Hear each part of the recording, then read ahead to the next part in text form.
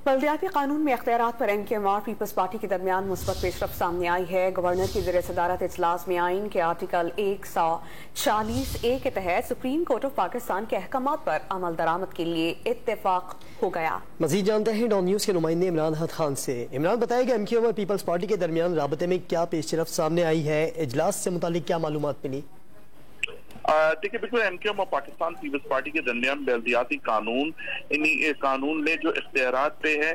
उस पर बातचीत हुई कि क्या बल्दियाती जो इलेक्शन के बाद जो है वो क्या किस तरह इख्तियारात जो है वो निचली सतह पे मुंतकिल होगी। इसी हवाले से जो बल्दियाती कानून है उसमें इख्तियारात में मुस्बत पेशरफ्त आई है। आइन के आर्टिकल 140A के तहत जो सुप्रीम कोर्ट के अहकामात हैं उस पर दोनों सियासी जमातों की जानिब से इत्तेफाक किया गया है कि उस पर अमल दरामद किया जाएगा। जो भी सुप्रीम कोर्ट ने अहकामात दिए हैं उस पे फौरी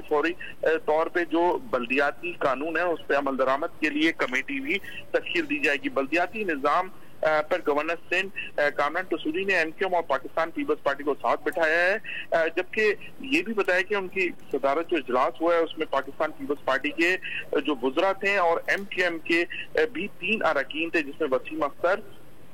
फरोग नसीम और इफ्तिखार, ये तीनों की जानिब से भी ये एग्री किया गया है कि बिल्कुल फौरी तौर पे 140A के तहत जो कानून साजी करनी है बल्दियाती जो इख्तियारात के हवाले से उस फौरी तौर पे अमल दरामद करवाया जाएगा। अगर ये जराए ने ये भी बताया है कि पाकिस्तान पीपल्स पार्टी के जो 3 वुज़रा हैं, जबकि MKM की भी जानिब से 3 वक्त हैं, और गवर्नर सिंह जो है उनके साथ बैठ के ये बात पे यकीन दहानी कराई है कि सुप्रीम कोर्ट के अहकामात के तहत